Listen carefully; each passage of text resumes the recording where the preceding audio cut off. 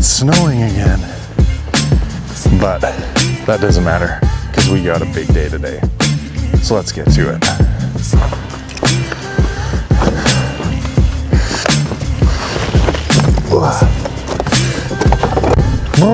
Not fun, boys. It is snowing like mad. We have a big day today, so let's go to the shop. But first, I gotta go all the way out to the very end of town and pick up a package. So let's hit the road.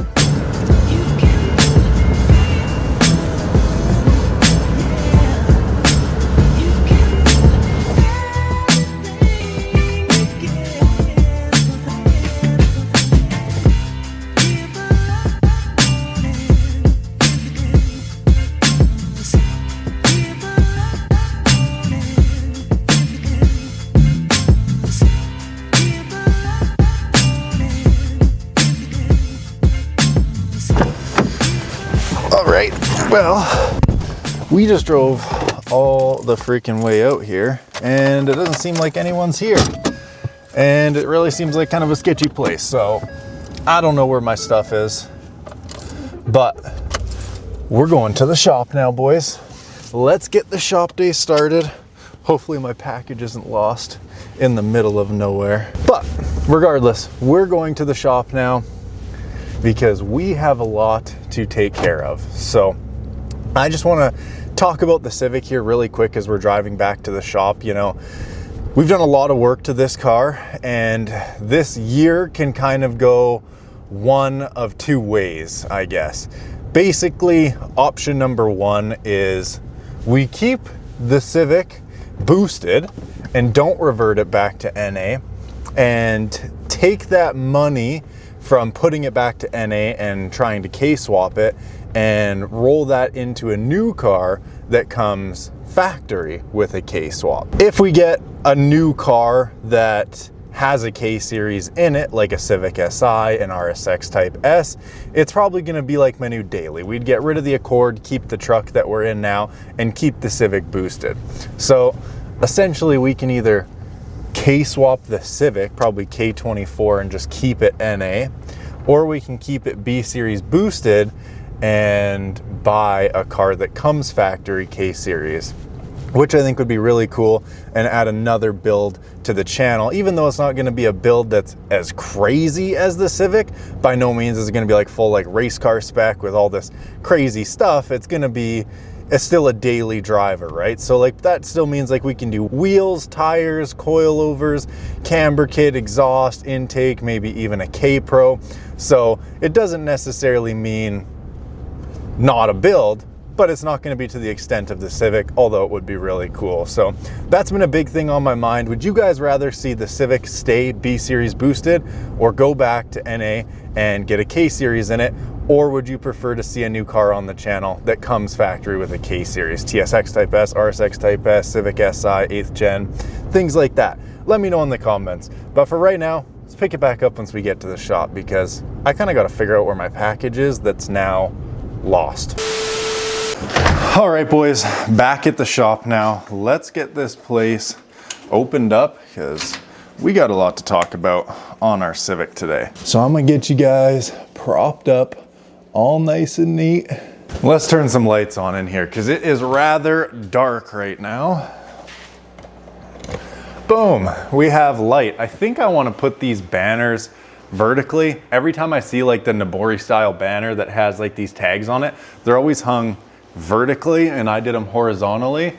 The problem is we have a lip down here, and from the lip to the bottom of the lights is a shorter distance than how long these are, which means I'd have to move the lights up more. But since we're staying in this shop now for this year, I wouldn't mind hanging them actually on the roof. It's just a weird layout because the garage door isn't a roll up. It comes so far back on the roof. And then we have a heater and a ceiling fan. So I don't know, but main focus of the video today is this car and this shop as a whole, because let me tell you guys something. I was dead set sure that I was taking the turbo kit off this thing, but after all your guys' feedback, I'm now questioning if that was the right move. Seems like 100% of you guys want this thing to stay turbo. So, like I said in the truck, keep this B Series turbo and sink some money into a new car that comes with a K Series, because I've just been itching for a K Series lately? Or do we just case swap this car and not have a fun daily? I would prefer to have a fun daily. I kind of miss the Veloster and having something with a louder exhaust, and that's a standard instead of just driving a bone stock CB7 Accord. But regardless, let's get into the video, because not only do we have that to talk about, I need to start liquidating some things at the shop, which means my B18B in the corner there. It's got to get ready to go for sale, because for us to free up some money right now, for this car, a new car that comes with a K Series, or for shop upgrades in general, I need some cash freed up. And I have got a lot of stuff here, like these black multi-spoke wheels, that B18B, a rear disc brake swap, a B Series transmission, tons of stuff. I even have brand new 15-inch Honda sized Continental tires in the corner, like brand freaking new, maybe have a couple thousand kilometers on them. So there's a bunch of stuff I kind of want to pull out and just sell. I mean, it's time to start liquidating some stuff off, which will make this shop feel less cluttered and free us up some money for this car.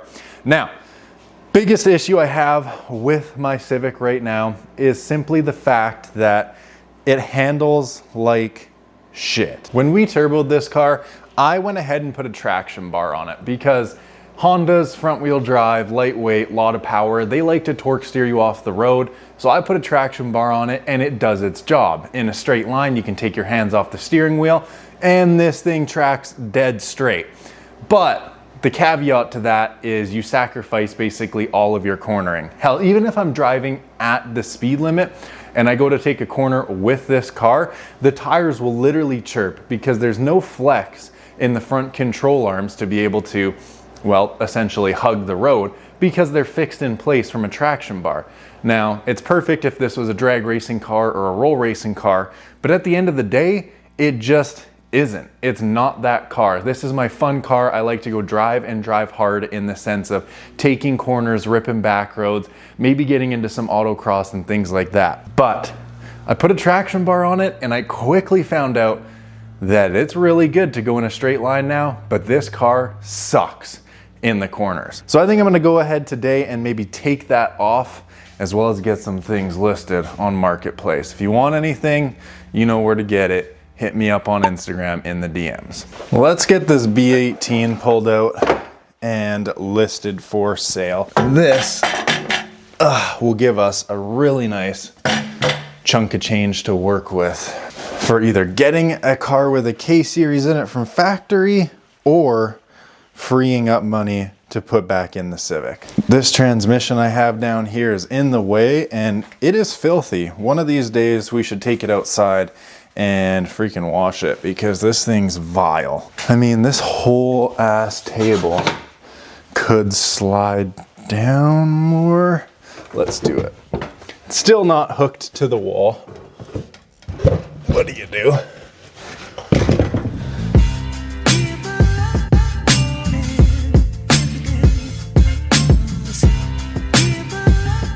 Don't mind me, just taking my engine for a walk, boys.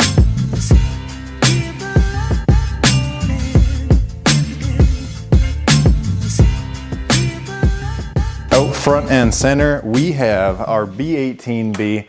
Hopefully this will generate us a little bit more money to work with for some more fun things, because this engine sitting in the corner isn't doing anybody any favors. And I would like to see someone put it to good use. So here's the B18B. It will not be sold with this valve cover. I will be keeping this valve cover. I repainted it. It's a B20 cover. And I'll be putting it right beside my powder coated GSR valve cover. But I do have a valve cover over here, which is just your standard like 6-pack Honda non-VTEC B Series valve cover. So I've got the other valve cover here, the quote unquote 6-pack valve cover, if you will. Paint's all messed up on it, and it's just one that I just don't really care about. So it's perfect to put on this engine to sell it, because I bought this on eBay. It took a long time to ship. I repainted it and I want to keep it if I'm not keeping the engine. So let's go ahead, run off all these nuts, pop the valve cover off, and then start to adjust the valve lash. Each hole needs to be at top dead center for this, but aside from that, it's pretty simple.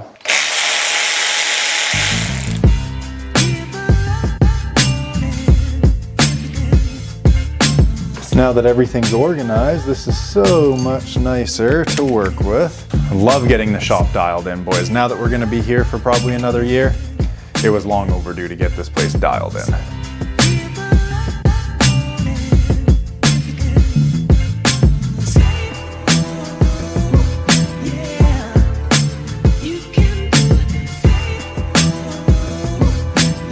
Boom, just like that. And now we can take off the good valve cover, but I need somewhere to put it. It's not gonna scratch it up. So valve cover did not stay. So we're gonna need to take that, but that's okay. Spark tube seals are also brand new. Going to have to take all these, transfer them in the new old valve cover. I'm not gonna sell this for very much, but regardless, it'll free up some money to play around with some more cars on this channel. And I think just overall, it's gonna be better. All right, valve cover's off, and from what I'm reading online, that's our specs right there. Intake 0.003 to 0.005 and exhaust 0.006 to 0.008. And supposedly, you guys can yell at me in the comments below if this is not right, but supposedly, looser side is the quote unquote safer side. So I might kind of go in between these. Unfortunately, my feeler gauges don't go as low as 0.003. The lowest they go is 0.005. So I'm gonna do 0.005 for all the intake and probably 0.007 for the exhaust, since it's right dead in the middle. Once all that's done, we're good to go. This isn't like a crazy how-to video, but basically you want each hole to be at top dead center. And then when you're doing each hole, you have 2 on exhaust and 2 on intake. So you got 4 per cylinder, and just make sure each hole is at top dead center. Put a flathead screwdriver in there, crank the lock nut loose, and then tighten the screwdriver until there is some lash on the feeler gauge. Hold the screwdriver there, snug up that lock nut, and that is done for that particular valve. We're gonna go through, speed this up, and do all of them, and all should be well.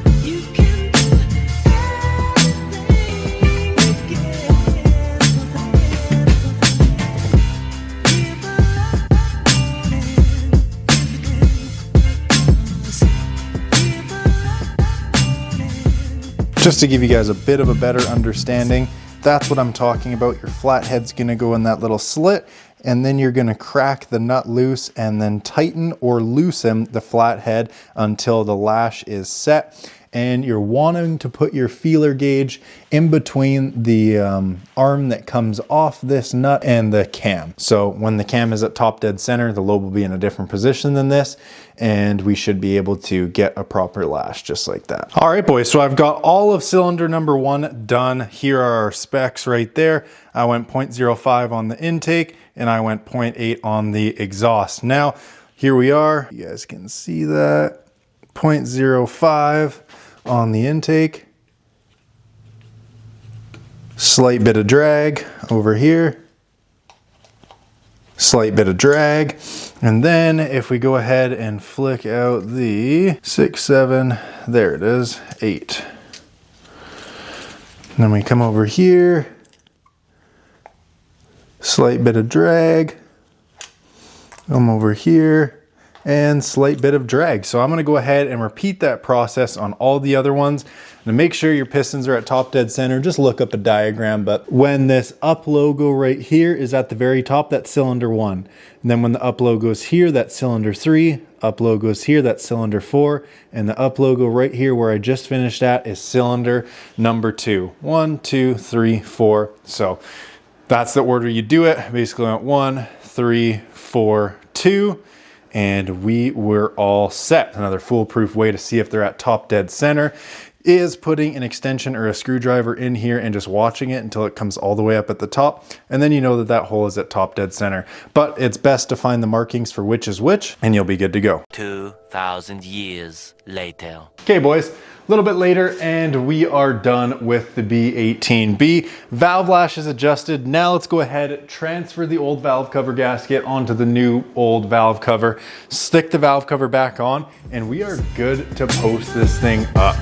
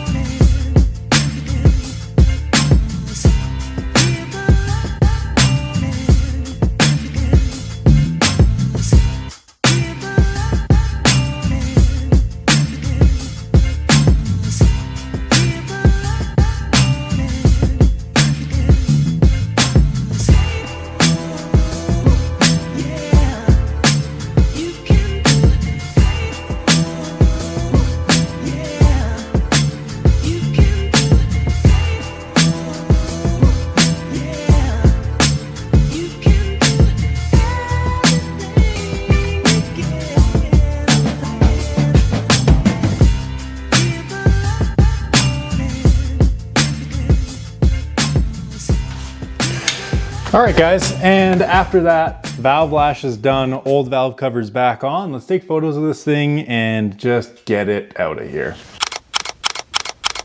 All right, boys, photos are taken. Let's post this thing up and free up some money for some more fun on the cars. Now, let's get into a little bit of talking about this place, 2025, this car, and everything of the sort. All right, boys, let's talk about this car right here. I think it's about time. If you guys have been following the channel, you would know there hasn't been much content on this car in the past little bit, and there's a good reason for that. I spent all of last year boosting this thing, and I was pretty dead set that this year I was gonna take the turbo off and go back to NA. I know, mind blown, sounds crazy, but I genuinely enjoyed taking this car out and driving it more when it was naturally aspirated. Now, this isn't my first boosted Honda. I had a 500 horsepower DA Integra. It's on the channel if you go back far enough.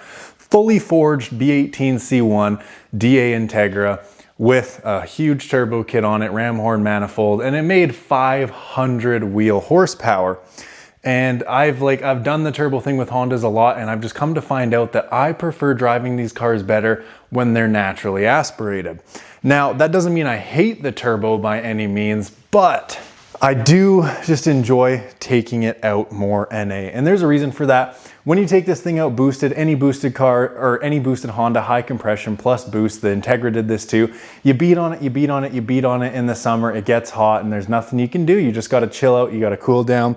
Even if your downpipe and exhaust manifold and dump pipe is heat wrapped or ceramic coated and you got a heat blanket on it, and you got a bigger rad with a bigger CFM slim fan than stock, the temps still just get up there. I have a lower degree thermostat. I've replaced all of the coolant sensors. I've bled this thing a million times and it doesn't overheat. The temps always come back down like that as soon as you get off of it, and you have a good bit of time that you can beat on it and have fun before your temps actually get up there.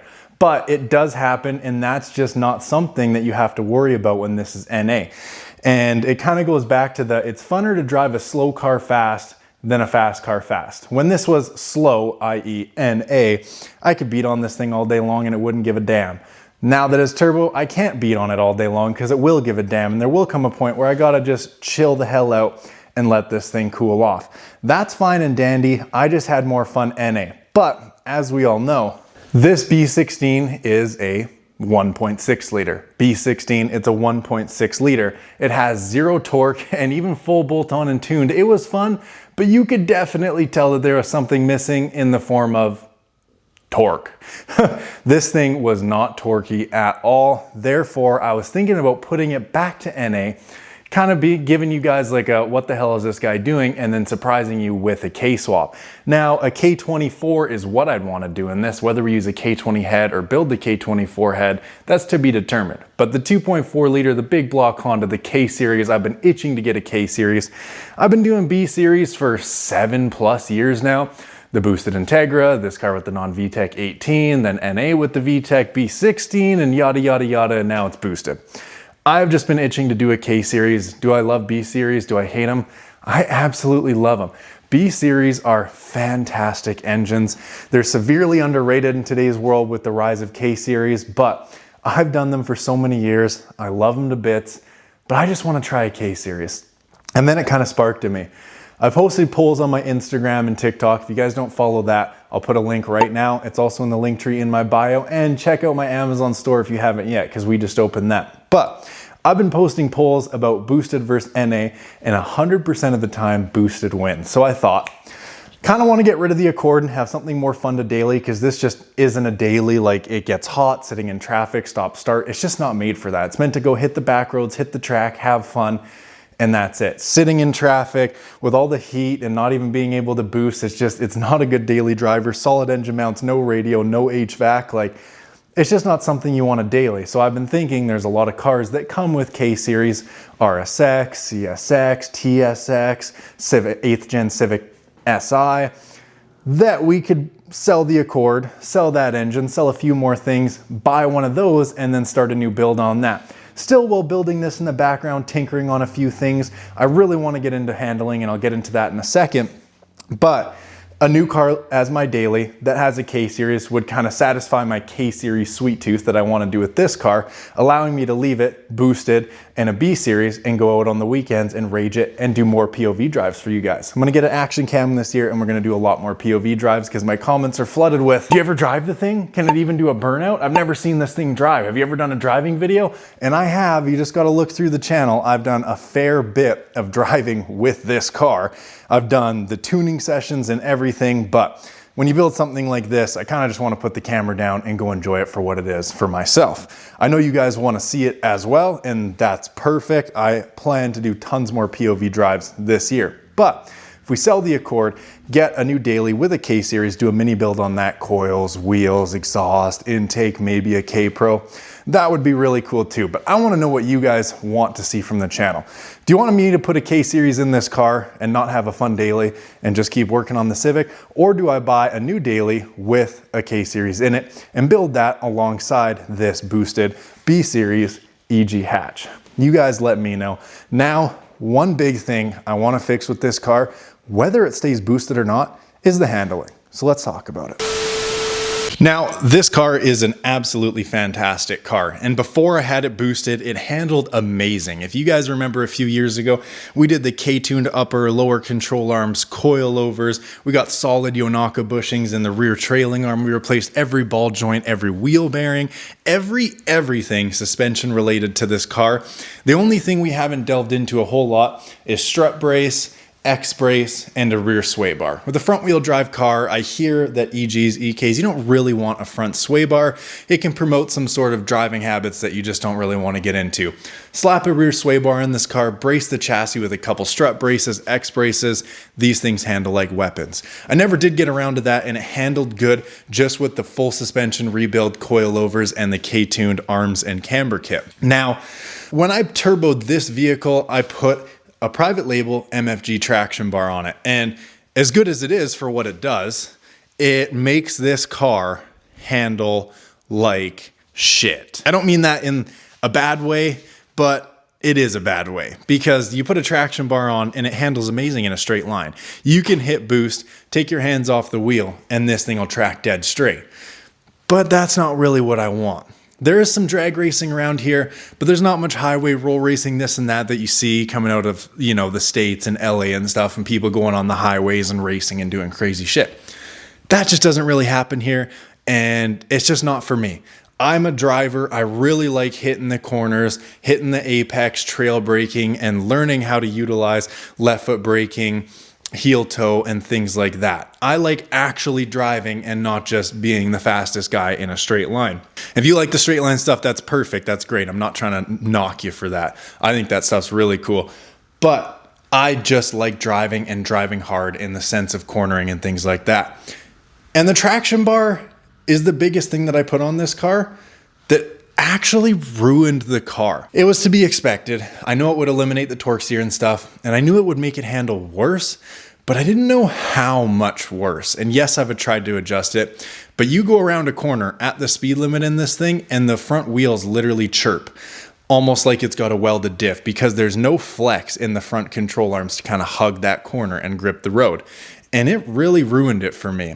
All of last year, I was able to hit boost and go fast in a straight line, but taking corners was terrible. The CB7 Accord felt like I could throw it through corners faster than this thing with a traction bar. So regardless if I go back to NA or boosted, which at this point, I'm pretty confident it's gonna stay boosted at least for one more year, but I'm gonna take the PLM traction bar off. I'm gonna get a Progress rear sway bar and subframe brace, Circuit Hero gusseted 2-point strut tower brace, and a private label MFG X brace for the rear. Brace the chassis, add a sway bar, and I'm also going to get the K-tuned front compliance arms and rear toe arms to have the full K-tuned solid bushing suspension arm kit on this car. Then absolutely everything will be replaced, and in theory, this thing should handle like a weapon, NA or boosted. Sure, in my straight line pulls, it might torque steer me, try to drive me off the road, but it's a light car, manual steering, you know what you're doing, you'll be just fine. In fact, torque steer in a sense can almost make it feel more fun and rowdy, because when you're in a boosted Honda and you could put your arms behind your back and hit the throttle and it just goes dead straight, almost something just seems off. You're like, this thing should drive more rowdy than it does. And although the traction bar works for what it's made to do, it just kind of took the enjoyment out of actually driving this car. So a big thing for this year is suspension. One last thing I want to cover before we wrap this video up is exhaust. We custom made this exhaust, went to my fabricator, spent a 14-hour day. And as much as I love it, I also kind of hate it. And here's why. The exhaust on this car is great. It's a full 3-inch stainless system, but it's just too loud. I was going a little rowdy, and at first I wanted to do a freaking hood exit. I'm so glad I didn't do that, and I sent it out the rear. But there's only one resonator, and it's not a very good resonator. No muffler. I'm not gonna speak on cats, but you can pick up the idea. And there is a 1.5-inch V-banded wastegate dump tube right off the wastegate. So you can imagine the noise coming out from under the hood and out the back of this car, and flames coming out from under the hood and the back of this car on two-step. As much fun and as cool and as rowdy as it is, it's bloody obnoxious. It's to the point where you're like, I almost don't like myself driving this car because it's crazy loud. Like, this thing isn't a NASCAR. There's no need for it to blow your eardrums out driving by you. So I really want to take this back to the fabricator, order a vibrant ultra quiet resonator, a vibrant ultra quiet muffler with a nice tip, because there's no tip on the back of this car. It kind of looks weird with just a 3-inch pipe. You'd think a 3-inch pipe would look bigger than it actually looks, but it just looks weird without a tip. So a vibrant muffler, resonator, tip, and I'm gonna buy a flexi 1.5-inch elbow so we can recirculate the wastegate dump back into the downpipe and send it all out the back of this car. It'll still be loud when you're in full boost and VTEC screaming from 6 to 8,000 RPM, but when you're just chilling, you're inconspicuous, you're chill, you're not pissing people off, you're not making your neighbors mad, and I think it'll just be a lot better. And vibrant mufflers and resonators sound amazing, so with those on this car, plus the spool of the turbo, I think it'll be absolutely sick. Speaking of the dang turbo, everyone yells at me, you turbo guard, why'd you put a turbo guard? You're gonna blow that thing up. It's already a Chinese turbo. You really put a turbo guard on that thing? Do you wanna blow up your motor? You're freaking dumb. Like, relax. Just do me a favor, take a breath, compose yourself, and just chill out, okay? The turbo guard is just fine. I hear you guys. I want an intake as well, but there's not like I'm gonna fire this thing up and just because it has a turbo guard on it, it's gonna explode into a million pieces. I beat the shit out of this car for a year, and guess what's completely fine? The engine and the turbo. Relax for me, guys. The turbo guard is just fine, But I hear you, and I am going to get my fabricator to try his best to weld an intake onto this thing. And what I mean by try my best is, well, look at the room available to work. Less than 6 inches, less than 2 fingers. This is 3 inch. So making 3 inch come off this and somehow work with the no room right here is interesting. But I'm gonna try, when he goes to fix the exhaust stuff I want fixed, to make an actual intake for this. And then hopefully you guys will stop yelling at me in the comments below. Oh my God, you put a turbo guard on it. It's not a race car, it's a street car. You're gonna blow it up. What are you doing? Are you dumb? I get it, okay? I get it. I put a damn turbo guard on it. Cry about it later. It's completely fine. If it blows up, I just have more content of fixing it. At the end of the day, you build shit like this, it ain't gonna last forever. You drive the absolute shit out of it. Big whoop. It ain't my first engine I'm gonna blow up, and it ain't my last, I'll tell you that, okay? Your boy's gone through about 5 engines in his day, and I guarantee you this probably won't be the last. Knock on wood, I don't wanna foreshadow anything happening this year, but it's one of those things when you build a car of this caliber, whatever happens, happens. You snap an axle, okay. You blow up a turbo, you blow up an engine. Gotta pay to play, baby, you know what I mean? But exhaust, intake, handling, coming for the Civic this year. You guys let me know, do you wanna see a K-Series stock car on this channel that we can do a mini build on alongside the mods I just talked about for this? Or would you prefer for me to just ditch everything I said, rip this engine and this turbo out, and K-swap the EG? Let me know. Comments are wide open. Until next time, baby, I hope you guys are having a fantastic start to the year, and we'll catch you in the next one. Peace out.